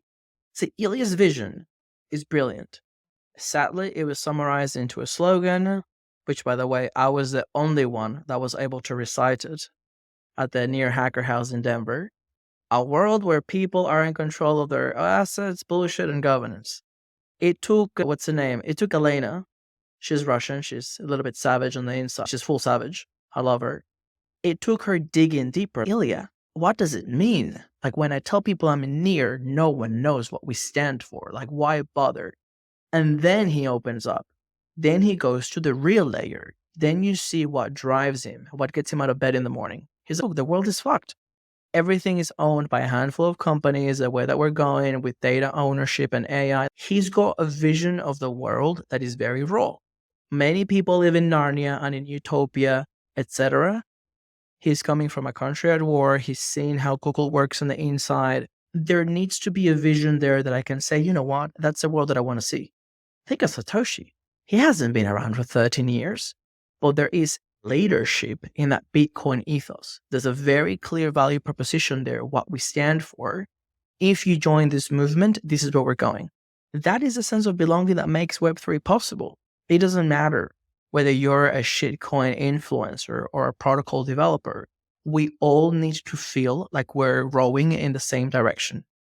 Because at the moment, honestly, it's not clear. Do we have developers? Do we have products? No one knows. And there's people here leeching the community treasury and pushing for UPI and some crazy shit. Like, we need to have a sense of identity. And that sense of identity either comes from the top down, and as you say, we have to be savage. Fucking cut funding for 6 months and see who's still here. If it's not coming from the top down, and as close as the top as you can get, doesn't have to be Ilya. I'll follow Cameron. I'll follow many people. But if it's not coming from the top down, the culture is being bred from the people getting paid from the community treasury. And that's where the sentiment from the Joe tweet, and that's where the podcast I released yesterday comes from. The people that have been here for the longest, the people that are true to the mission, the people that are building in a very idealistic long-term way are getting sidelined. Zero support, zero recognition, and increasingly, a minority within a chain that has lost its purpose. proof of admin is what they call us now. We have to change that. Sir Plug, couple of questions. Hypothetically, if you had to explain near in simple terms to someone who is trying to understand where it falls in the landscape of Web3, like what can you build in near that you cannot build in Solana or Sui, or how do they complement each other? Assuming that we're trying to move past that tribal era and to really be able to pay its dues to every ecosystem, and ideally encourage people to come and contribute to the near ecosystem. It doesn't have to be mutually exclusive. How would you sell it? Like you are in the trenches building every day. Like how would you sell it to other developers or other builders, someone with an idea? Firstly, it's fast and it's cheap. And so, in terms of the development process, that is really not a barrier. And then, in terms of the usability, it's very similar to Web 2, where you're given your username and you can change your password. That's your private keys. You can rotate your keys. And then, and that's to me what I like there. And because you have a username and every account is a smart contract, you can essentially have named contracts. So once you go to interacting with contracts, you know by name and heart, and you have this naming convention where you have sub accounts. To me, that is like very similar to Riverside.fm and Alejandro.riverside.fm. It's just too familiar to what we're already used to, and it's just way less more chewing glass than working with Move or working with Solana. It's pretty easy to develop. And when I talk about Boss, the blockchain operating system, I don't call it an operating system. I call it a product that we're shipping on Near, where you put your JavaScript code on chain and it can interact with different chains. And that's how I express it. And we have different client applications that can interface with all this code that anyone can spin up very easily.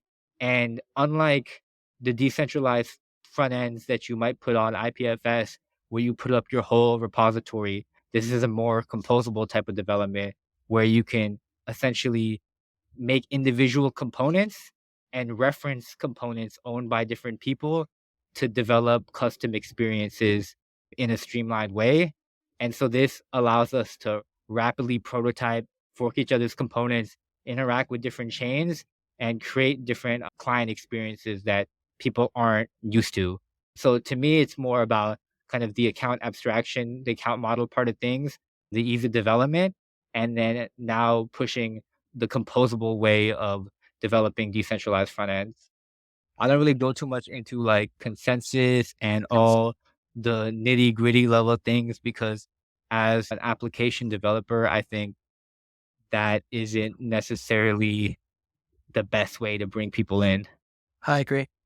I think that this is like the third recording, and if we put them all together, we're probably over 2 hours. So we may do what I usually call a rapid fire round, which is not really rapid fire usually, but how what are people's common reactions from other ecosystems when you tell them about the user experience on Near and what is possible in terms of user experience on Near? Like, where are they at? Is it something that they care about? I don't really talk much. I just get them an account and Blunt Out is traditionally a good onboarding process. They like literally, if you can get a wallet and you can get an NFC and you can get enrolled in the DAO in one process after a blunt, it's a pretty smooth experience. And that's been our Now, motto there. And in terms of is that the experience on Near or on Solana?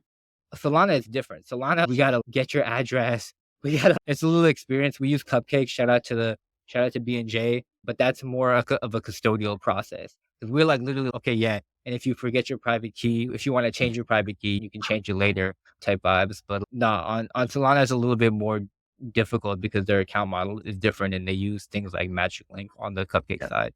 Because some of the things that I've often tried to reconcile, and there's an added element here that is challenging, that a lot of the things coming down the pipeline are not quite explicit or they haven't been fleshed out yet. But I often try to reconcile something like, say you go to Solana projects and you're like, hey, you've got a hardcore team, you've got a great product, you've got traction. Have you considered expanding to other blockchains, say Near, so that you can add elements of a better user experience? So that would be a soft pitch, so to speak, where the user experience on Near could be the selling point. Before you comment on that, I would also want to add that I know that we're working on, what's it called? Implicit accounts. So that technically you will be able to use an application on Near with a Remote, Solana wallet. So yeah, remote remote account. accounts. That's something you gotta have Illia on to speak on because it's been in the backlog for a while. I don't want to speak too much on remote accounts, but the idea for a remote account is you can use any other external non-Near account to sign a transaction on Near. I need to see more documentation on it, but the idea is that. But I'm not the best person to speak on that, and I don't know when that's gonna come into like when that's gonna come live, and I don't like speaking on Pagoda timelines. No, fair enough. Look, I've been trying to try really in the podcast since 30 episodes ago, which is like a year. So we'll keep pushing. So if you But put remote accounts aside, do you think that the user experience sell point in general would be a good one to go to people in other ecosystems and try to not just get them to deploy the front ends on Near, but also to start thinking about how they could make it easier for users, even if it's just like onboarding and then something else happens on chain? Or is it something you've given much thought? you gotta it depends what their product is. So if they are looking for a non-custodial way to easily onboard users, that is an approach. But a lot of people who are in these ecosystems also because they have a bigger market and more liquidity. And when they expand to other ecosystems, that's primarily what they're doing to leverage these existing communities. And if they're not doing that, they're just building a product and using blockchain under the hood to facilitate this, and they've already built this in their native chain. I think adding an additional chain when they're not directly targeting crypto native users is an added technical complexity, and it would really depend on the project. Wondering if we've pushed the user experience narrative enough. Because I know that that's how I came into Near. I basically only care about user experience. Without it, I don't think we can ever scale. But I'm not sure if it's something that we've pushed out. You mentioned account abstraction before and how we haven't really been able to capitalize on that trend, even though other blockchains came in much more later and they've been getting much more attention from that. Yeah, I think embedded transactions and Keepom are really going to, once a lot of these use cases are put out into the wild, really showcase what Near can do. That's something I want to heavily push into the ecosystem. That's part of my campaign is pushing a lot of that. I'm also going to be deeply involved in the Keepom ecosystem and pushing a lot of that in the startup side as well. I love what Mintbase is doing with meta transactions. Shout out to Louis in terms of abstracting that from the user. And yeah, a lot of these use cases are being built out. You saw my thread on Twitter, like about all of the different use cases possible on Keepom. Like none of those are even built out yet. And I would love to see those built out. And yeah, I think it would really change the name of the game. But I don't like talking in theory and oh, this is on the roadmap or this. I like showing people what is available.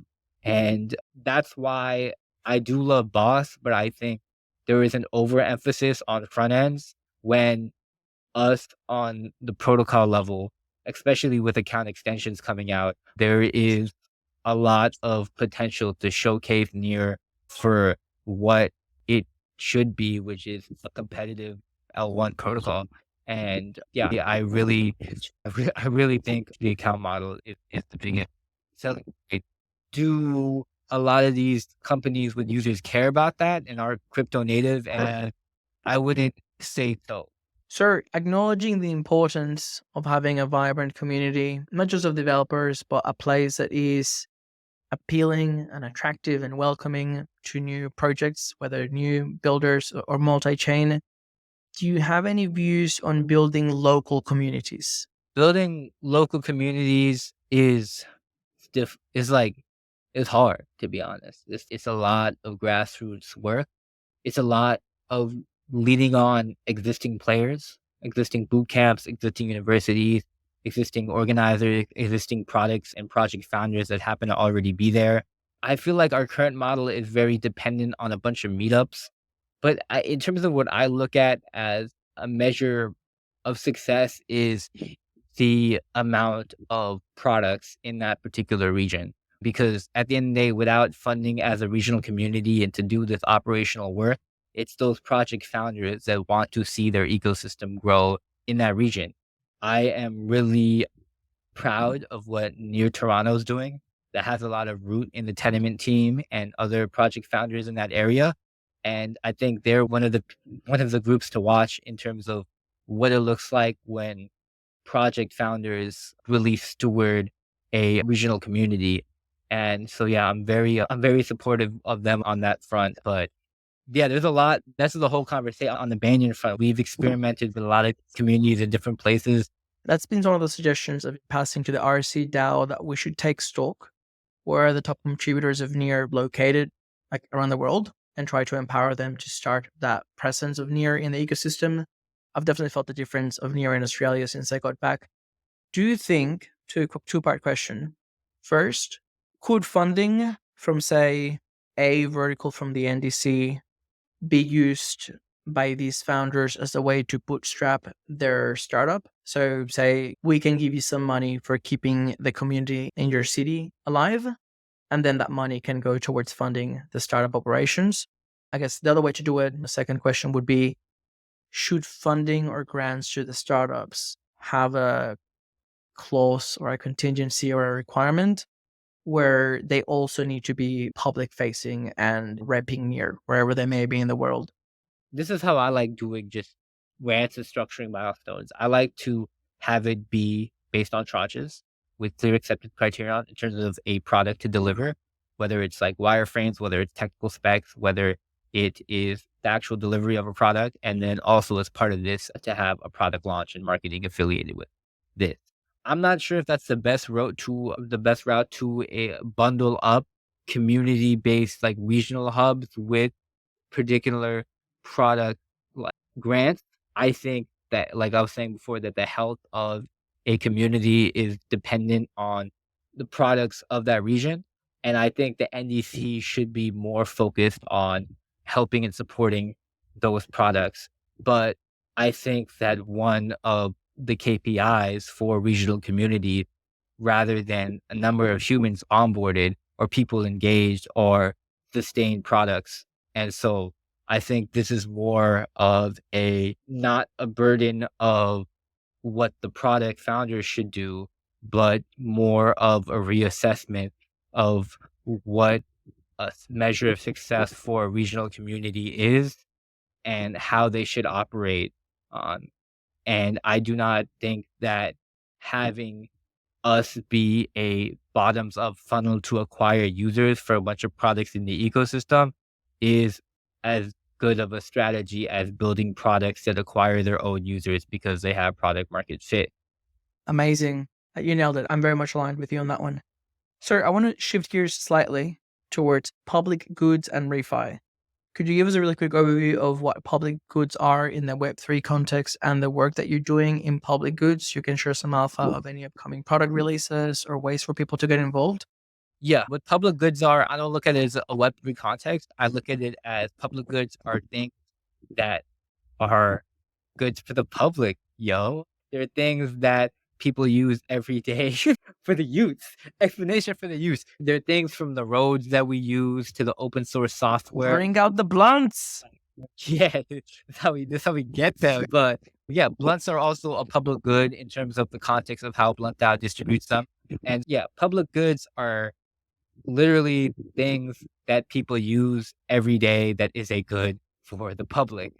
I know you shouldn't be using the term in the definition, but we just did. So what? And how I look at it is blockchain as an enabler of public goods. If it allows new funding mechanism and outcome-based assessment around those public goods. So I don't limit public goods funding on Web3 funding platforms as just Web3 products. I look at it as being able to facilitate the government, being able to facilitate nonprofits. I think the biggest challenges within the Near ecosystem is we don't even have a quadratic funding contract. And I think combined with this and the power of Boss to build these front ends, we could enable a lot of interesting use cases that are already seen in the Ethereum ecosystem.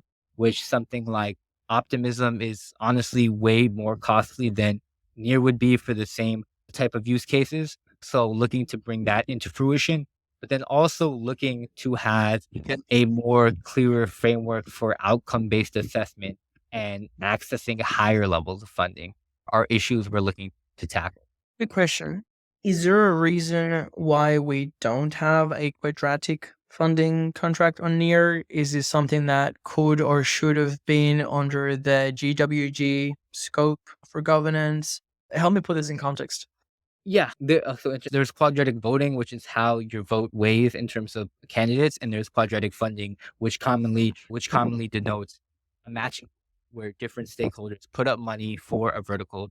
Gitcoin is one of the most popular quadratic funding platforms. Shout out to Gitcoin, grants round 18. Make sure to vote.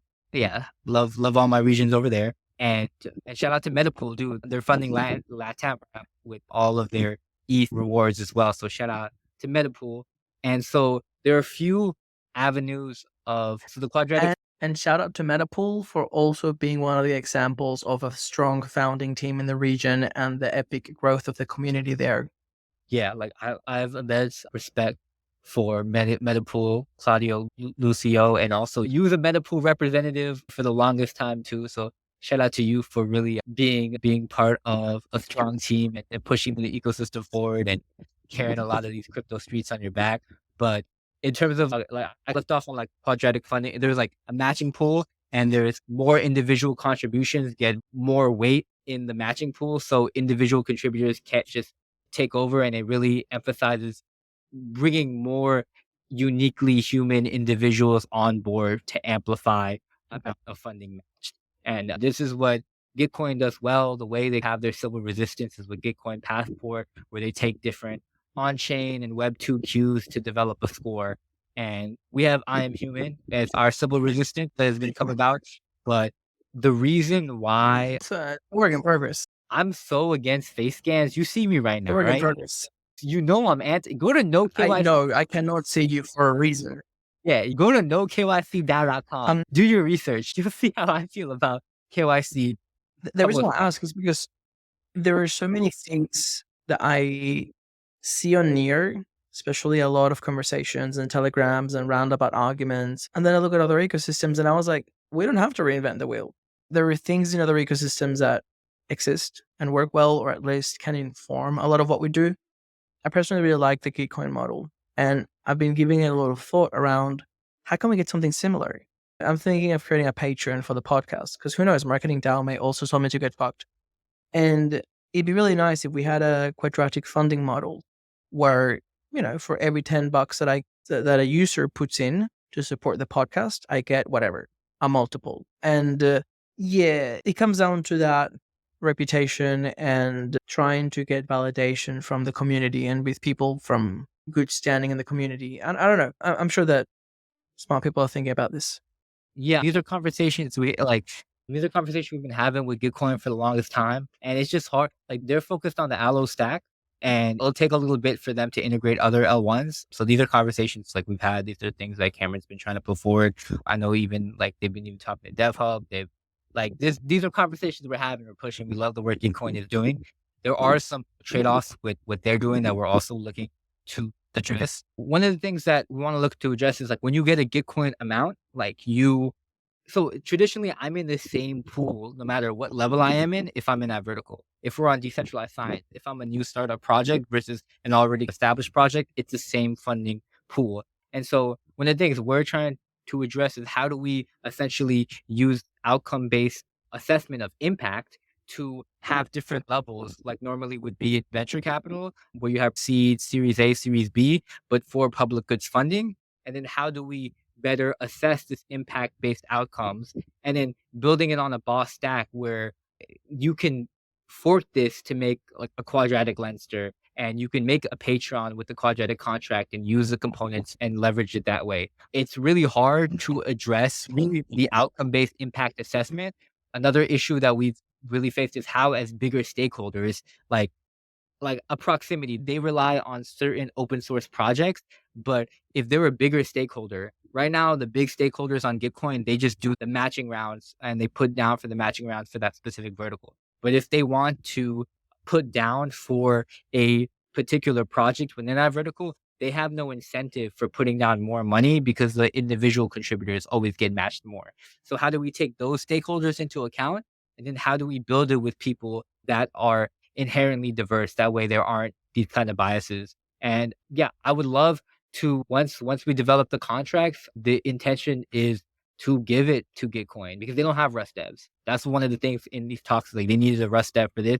I would love to give this to Gitcoin. Give this to give this to Retro PGF. These are all conversations we've been having. We've been on a regen roll tour. Shout out to my twin Russ at NDC Community, Proof of Vibes. Yeah, we've been on a regen world tour, politicking with all the regen people, and these are all conversations we've had. And so, yeah, I think it's a matter of building, getting the smart contracts, getting it audited, building front end frameworks, and giving it to these stakeholders. I'm for anyone who's supporting public goods. Again, like I love the work that they're all doing. I don't look at it as a competition. It's what I love about the regen space. Everyone is very supportive of each other. Everyone is looking to make an impact. We're all studying from what each other does. And yeah, like I'm 100% pro alleviating the engineering workload from all these other projects as well. So, Plug, that was the best definition that I've heard of a public good in a very indirect way. And that was what I was going to mention at some point in the specific context of Web3. It is, to me, those pieces or those components that everyone uses and everyone can benefit from.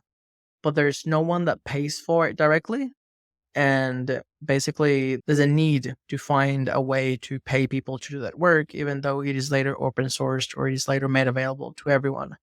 The work that you guys are doing for Gitcoin to enable Gitcoin to do more public goods would itself be a public good, which I love. I'd love to participate in these conversations. It's something that I'm very passionate about, especially this is where I think that the conversation gets interesting.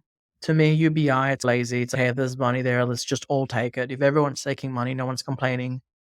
But where it gets exciting is how can we use a new tech stack that we have available to improve on the models that we've had before? That shift from Gitcoin, everyone's in the same round, to having multiple pools where projects can be differentiated depending on which stage you're at makes total sense to me. I'm actually curious, are there any technical challenges or shortcomings why that hasn't been done before? There's funding shortcomings. And I think Gitcoin is doing an excellent job of rallying the existing stakeholders. There is first, it's hard to streamline outcome-based assessment or what it means to have impact.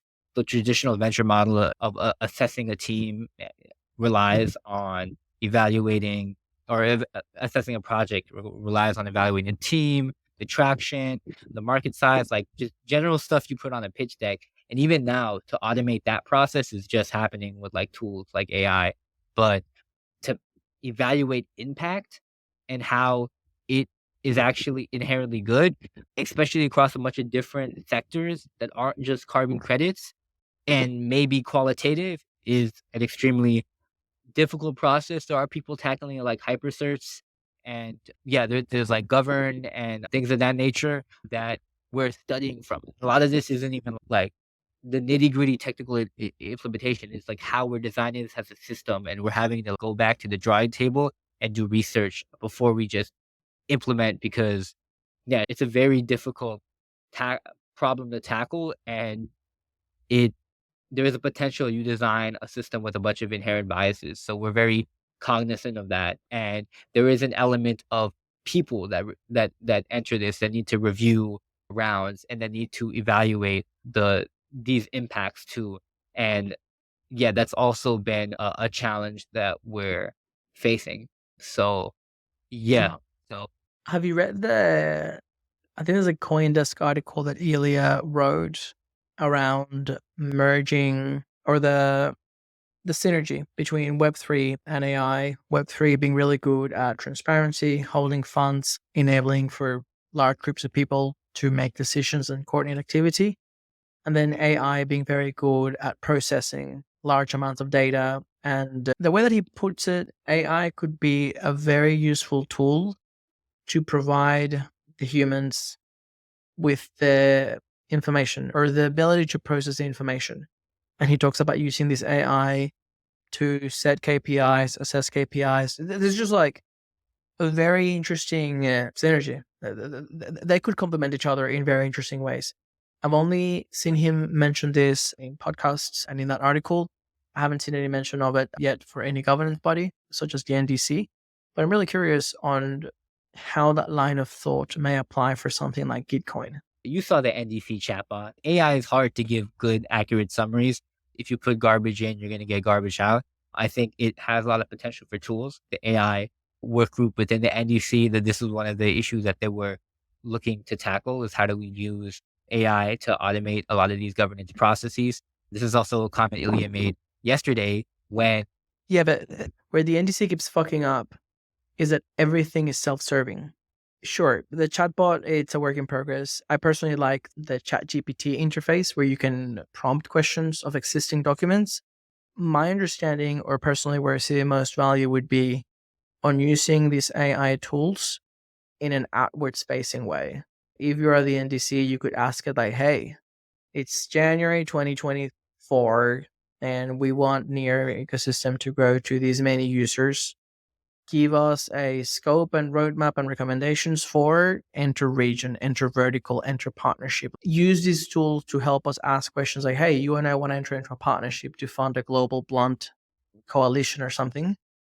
Let's not have two humans that it may be the first time for them that they do it, but we can actually use these tools to make sure that whenever things are put into action, we increase the chances of having the right goals, the right set of structures. Maybe it can help us identify if there's any weak spots. It can direct our thinking to things that we may not have thought before, especially when we're looking at funding such large budget items. As you said, this isn't the place to call it an experiment and be willing to write off a large amount of money and a large amount of time. That's where I see it. yeah, this is okay. So we started an AI builder group. Like we got these builder groups, dev centric, and then there's the AI work group. And the founder of that was like, why don't we merge the two? And I'm like, because we're focused on leveraging AI to build products that, and you guys are focused on just NDC and building around governance tools. So I had conversation about broadening that scope and how to make it more sustainable. And that's why I think we need to have better coaching of like work groups, like a YC combinator, but like a work group combinator for kind of understanding like what the focus should be. And this shouldn't be tailored around the NDC. So it just serves them because they're not the only client and it's such a small pie of the potential market. But I do think that this is definitely a potential tool. There are rooms for hallucination where I don't want to, it's definitely a tool. Like everyone, I think, should take a prompt engineering course. Everyone should learn how to use AI tools and incorporate them into their workflows. And we should definitely do this on Near, where it started as Near.ai and like platforms like Near Crowd are being rebranded to Near Task. And we're going to see more of this data labeling and more of the gigs economy emerge. I think there is huge potential for that. I think there is huge potential to label outcome for governance proposals into a near task like system and adjust the quality that way and incentivize more eyes on it. How do I see it integrated into the MVP of what we're building? I don't see it directly there. And yeah, I see, but I am considering it now. If I show you the content guidelines for the marketing DAO, content that is authentic, content that inspires people curiosity, it portrays Near in a positive light where they want to learn more. If it's the first time that they look at it, do they feel like it's a scam or a low quality project they ignore? Or do they feel like it's something that they should probably take seriously? Even if they're not involved, they hold in higher regard. All those things are recent since October 2022. The charter includes a bunch of guidelines and criteria as well, even for the way that the DAO itself is run. I think that if you were to give this criteria to an AI and then you were to run my content, anyone's content, or even like different DAO members' work, performance, whatever, the DAO, I'm assuming that the AI, depending on how you set it up, should be able to give you interesting insights, feedback, commentary. They should help complement the human. And I think that where I see the biggest value add is forcing humans to get out of their bullshit bubble just because they're the decision maker shouldn't mean that they can suspend disbelief. If there's going to be interpersonal politics where a human is always stepping over the other one and whatever, let it be a machine. But we need to have a way to, yes, make sure that the guidelines that we set are being followed and be able to tell maybe the wrong guidelines and we get to reassess. But I'm long-term bullish. I think I've dealt with humans for long enough to realize that there's just a lot of inefficiencies that come when people have different levels of knowledge. They just come at things from different points of view. It's actually very rarely like ill intent. People are often just trying their best, but coordination is so hard and so expensive, and it's just harder in a decentralized world.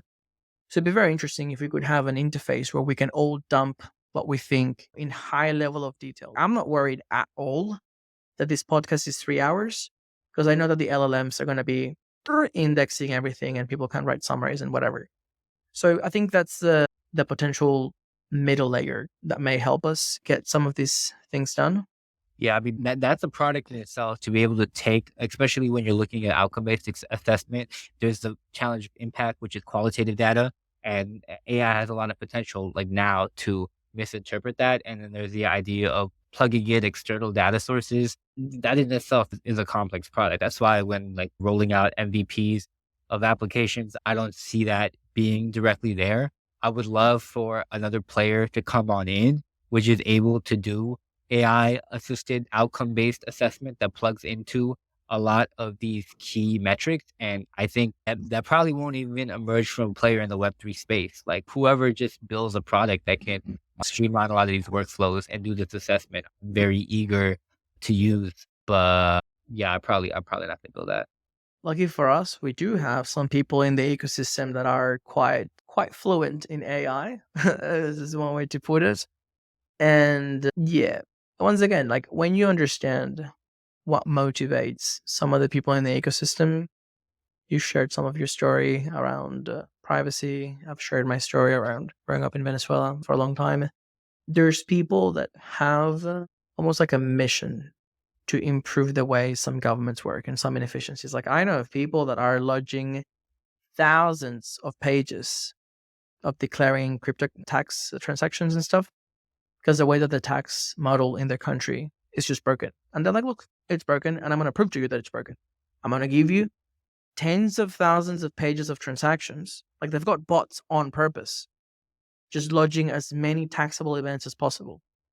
So there's different ways of going about things, but yeah, look, we've got the brains, we've got the technology. So Plug, we're almost at 3 hours and I do have to go in a few minutes. It's been a pleasure. I really want to give more visibility to developers such as yourself. I've learned a ton and I'm coming out with a much more positive outlook for the ecosystem. Thank you. Yeah, thank you for having me. I started with a migraine and I feel like talking to you cured it. So thank you. That's the end of another episode. As always, I just want to thank you for listening because, let's be honest, you are amazing! And I also want to remind everyone that everything contained in this episode is for entertainment and educational purposes only. Nothing on this podcast shall be construed as financial, medical, or any other type of advice, and you should always consult with licensed professionals before making any financial decisions. Make sure that you like and subscribe so that you stay up to date with the latest episode. We've got a steamy hot pipeline of guests that will keep you entertained right through the bear market. Stay safe out there, and I'll see you soon. Bye.